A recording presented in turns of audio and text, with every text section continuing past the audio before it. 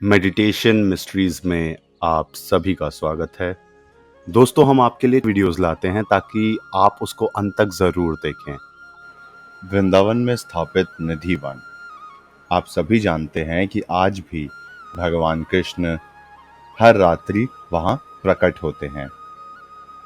अलग अलग विशेषज्ञों, अलग अलग जगहों की और अलग अलग लोगों की इस पे कुछ अलग राय भी है।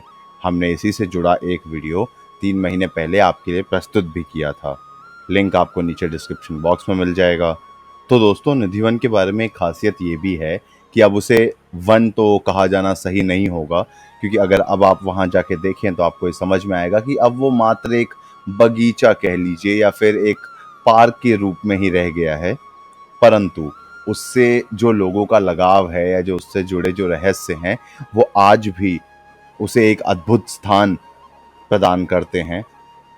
क्योंकि दोस्तों, वहाँ के जो पेड़ पौधे हैं, वहाँ के जो जनजीवी पक्षियाँ हैं, वहाँ पे जिस तरीके की ऊर्जा आपको एनर्जी जो है, पॉजिटिव एनर्जी जो आपको वहाँ के एनवायरनमेंट में मिलेगी, वहाँ पे जिस तरीके का एक माहौल या जो हवाएं हैं वो जो चलती हैं, वो किसी भी और जगह के मुकाबले या फिर किसी भी और जगह से काफ़ी अलग हैं।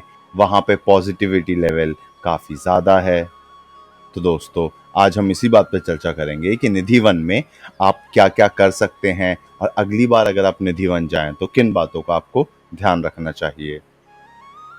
तो दोस्तों, सबसे पहला सवाल है कि निधि वन पहुँचे कैसे। तो जब भी आप वृंदावन जाएंगे तो वृंदावन जाने के बाद आप किसी भी रिक्शा या ऑटो वाले से आप पूछ सकते हैं। वो एक विश्व विख्यात जगह है, आपको कोई भी निधि वन छोड़ देगा। दोस्तों, उसके बाद भी वहाँ पे कई ऐसी चीज़ें हैं, जैसे कि कई ऐसे वीडियोज़ हैं, कई ऐसे लोग हैं जो प्रमाण देते हैं कि वहाँ कृष्ण जी इतने से इतने समय में आते हैं। हम वैसी कोई भी तरीके की बात नहीं कहना चाहेंगे कि वहाँ वो कब आते हैं, कितने बजे आते हैं, क्योंकि ये एक ईश्वर द्वारा रचाया हुआ एक बॉर्डर लाइन कह लीजिए या फिर एक सीमा रेखा है कि ईश्वर नहीं चाहते कि हम उनसे या भेंट करें या उन्हें देखें। तो इस बारे में ज़्यादा किसी ने कुछ नहीं किया। हमारा जो मेजर या मेन सवाल होना चाहिए वो ये है कि क्या निधिवन में मौन करने से या निधिवन में ध्यान करने से, निधिवन में मेडिटेट करने से हमें किसी तरीके की पॉजिटिव एनर्जी गेन होती है या नहीं।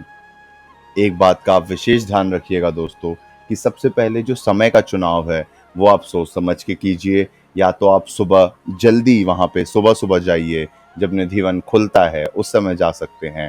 और या तो आप वहाँ शाम में, जब निधिवन बंद होने का जो समय होता है उससे थोड़ी देर पहले जा सकते हैं, ताकि ये जो 2 समय हैं सुबह और शाम के, यहाँ इस समय मौसम और तापमान दोनों ही नियंत्रण में रहेंगे।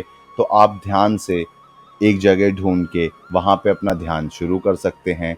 अगर आप दोपहर के समय या फिर सुबह 10-11 बजे गए तो आपको वहाँ पे गर्मी का आभास ज़्यादा होगा, जिसकी वजह से आप पूरी तरीके से ध्यान में मन नहीं लगा पाएंगे।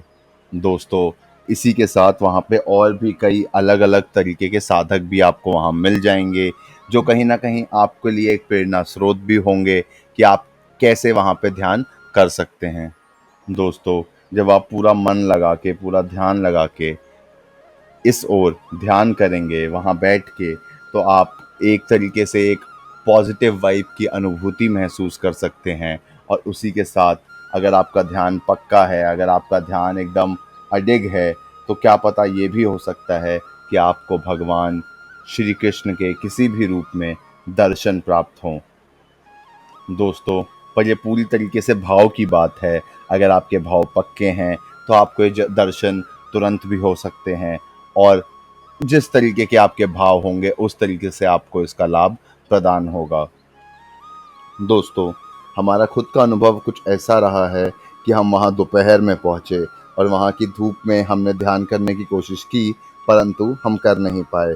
उसके बाद हमने इंतज़ार किया, शाम हुई, और शाम में जैसे ही हमने अपना ध्यान शुरू किया, हमें पता भी नहीं चला और कैसे ही देखते देखते 15, 20, 25, 50 मिनट, 55 मिनट पूरे हो गए। और जैसे ही हमारी आँख खुली, हमें फ़ील हुआ कि बस अभी तुरंत थोड़ा सा ही तो समय गुजरा है। पर जब हमने अपनी घड़ी देखी तो हमें महसूस हुआ कि हम 55 मिनट, 1 घंटे से ये ध्यान की मुद्रा में बैठे हुए हैं। ये अपने आप में एक बहुत ही अलग अनुभव था हमारे लिए, जिसमें हमने इतनी सारी पॉजिटिव वाइब, पॉजिटिव एनर्जी को गेन किया, हमें समय का पता भी नहीं चला और इस ईश्वर की ओर हमने एक और कदम बढ़ा लिया। दोस्तों, इससे जुड़े अगर आपके कोई भी सवाल हैं तो नीचे कमेंट बॉक्स में हमें ज़रूर बताइए। हम आगे भी आपके लिए इसी तरीके से ज्ञानवर्धक वीडियोस लाते रहेंगे। दोस्तों, अब रेगुलर अपडेट्स के लिए आप हमें इंस्टाग्राम पे भी फॉलो कर सकते हैं। हमारे हैंडल का नाम है मेडिटेशन मिस्ट्रीज। लिंक नीचे डिस्क्रिप्शन बॉक्स में भी दिया हुआ है और ऊपर स्क्रीन पे भी। ऐसे ही वीडियोस हम आपके लिए आगे भी लाते रहेंगे, तो चैनल को सब्सक्राइब करना ना भूलें और बेल आइकन ज़रूर दबाएं ताकि आपको हमारे रेगुलर नोटिफिकेशंस मिलते रहें। तब तक के लिए धन्यवाद।